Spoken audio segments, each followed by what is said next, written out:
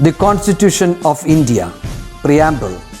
We, the people of India, having solemnly resolved to constitute India into a sovereign, socialist, secular, democratic republic and to secure to all its citizens justice, social, economic and political, liberty of thought, expression, belief, faith and worship, equality of status and of opportunity, and to promote among them all fraternity, assuring the dignity of the individual and the unity and integrity of the nation. In our Constituent Assembly, this 26th day of November 1949, do hereby adopt, enact and give to ourselves this Constitution.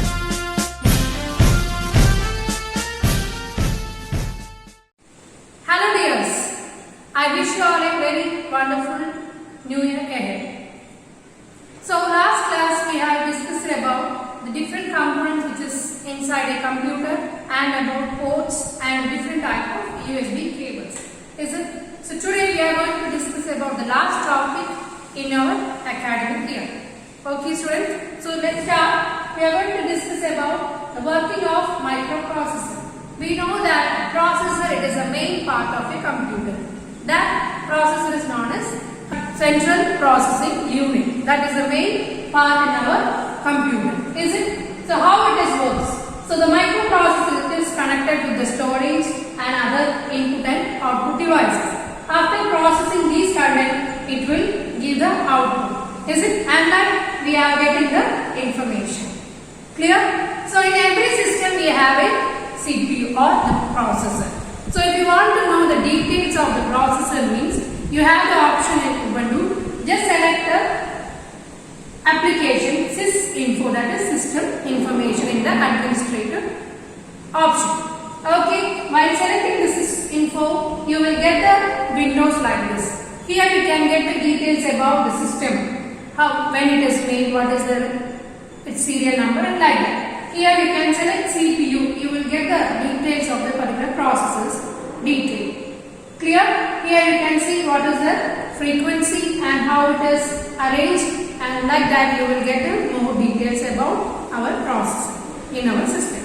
Another one is you can check the memory and storage details. Clear? And about the hardware contents. So in this sysinfo you can get the information about the processors and the memory. Clear? So that is the option sysinfo, and next we are going to discuss about the types of microprocessor. So we have a different type of microprocessor according to its speed and activation. Clear? So the generation of microprocessor have different technologies. Nowadays the processor is mainly used for higher speed and time consuming. So the technology which requires the frequency, speed and also the cache memory, the free space while using the system, is it? So these sections it will adjust the contents and in fact that is maximize the speed of the working of the system. Clear? So these contents it is related with the types of microprocessor which is you are using in our system. Clear? And the next one is the speed of microprocessor is calculated by the clock speed or frequency. Clear? So the clock speed means the rate of information which is transferring in a microprocessor on a particular time. So such section is known as clock speed, that is the speed of a particular processor. And if a system handles more instructions or more information while transferring means it's having higher speed or it having higher clock speed. That clock speed is calculated with the hertz. Clear?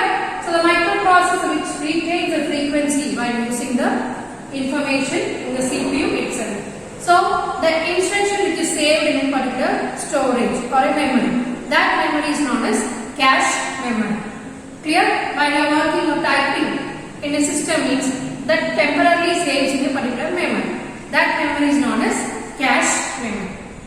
Clear? And next is the permanent memory and temporary memory. We know that we have studied regularly about the permanent memory. Generally we know that the permanent memory is in RAM, that is random access memory. Clear? So the permanent memory which we are saving the content in the system, Like in phone also we have a phone memory. That RAM is known as permanent memory. Is it the temporary memory, which means that cache memory? That is the temporary memory which we are storing the content while working in a system. Clear? So these are the main type of memory which we are using in a system.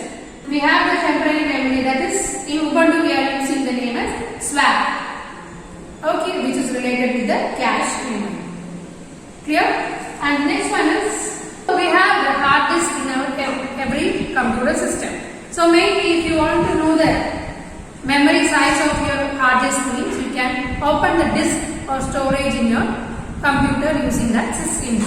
Okay, so mainly the storage section we are discussing with the units of kilobytes, bytes. Is it bytes is the minimum unit which we are using, and kilobytes or else megabyte and gigabytes. We know that. Listen, using sysinfo you will get the details of your storage by kilobytes or megabytes or gigabytes rates.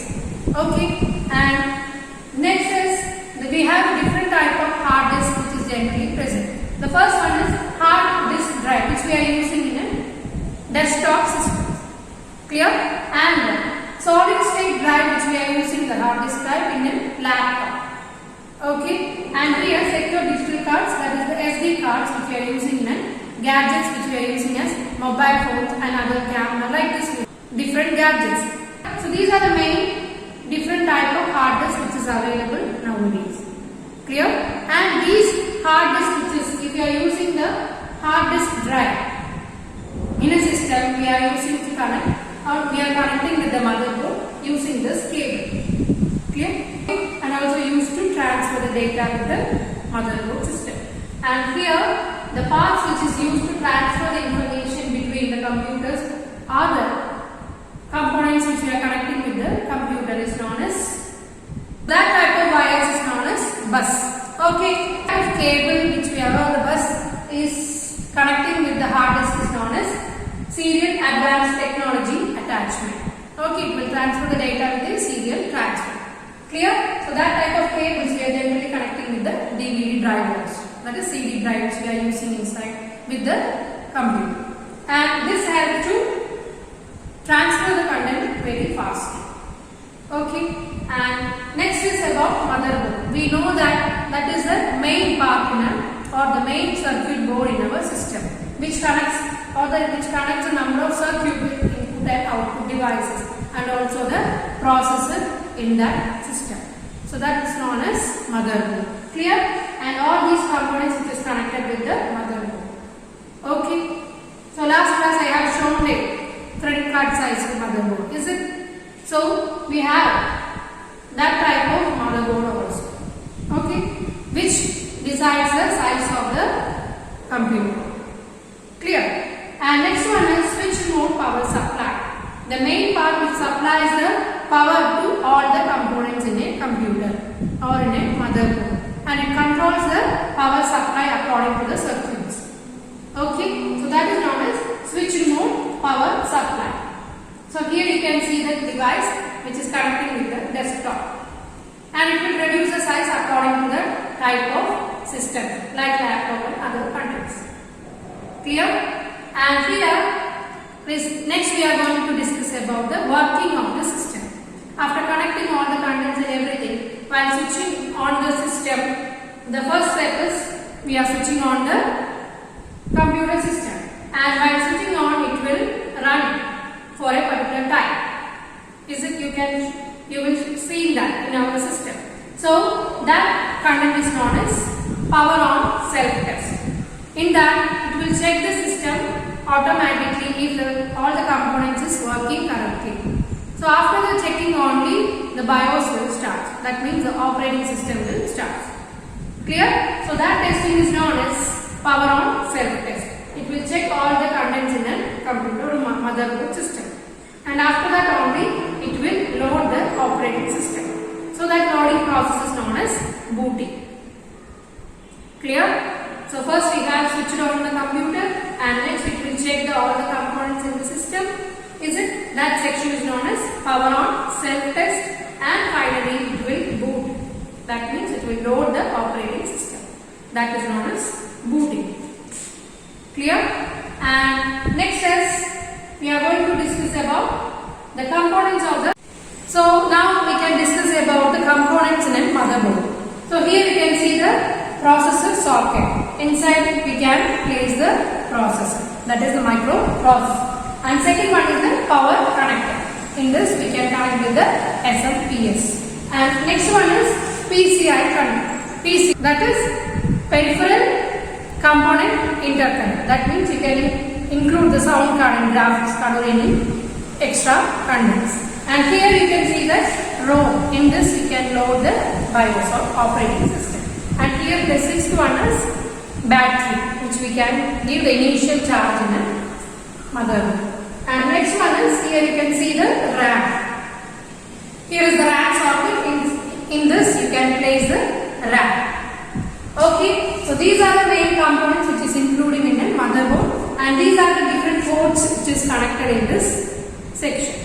Okay, here are the USB port and another connectors which we have studied in earlier. Is it? So these are the main part which we can see in a common motherboard. Okay, and next one is green computing. So nowadays we are using more electronic devices and it is harmful for the environment. Is it? So to avoid such section we have a concept green computing. That means while designing and manufacturing and buying system we can reduce and we can make it as a environment friendly. So such activity is known as green computing. Okay, use the power, reduce the power usage of power and mainly the hardware and like that. Okay, so these are related with green computing. Okay, and we know that mainly the computing, that means we are using the devices in every field. Is it? So connecting the computers in all the field in our world. So such activity is known as ubiquitous computing. That means it is a main part in the world or the fields which we are including everywhere. Okay, so such computing or such section is known as ubiquitous computing. Clear? So just search the meaning for ubiquitous word. Okay, you can see that. What are the different contents you can find with that word. Clear?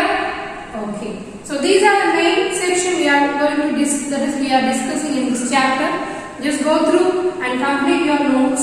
Clear? And we'll see you with it. So this is our last topic we are seeing in this video class or the virtual class. We'll see you in a revision class. Okay students? So take care, be healthy and complete your notes. Bye students.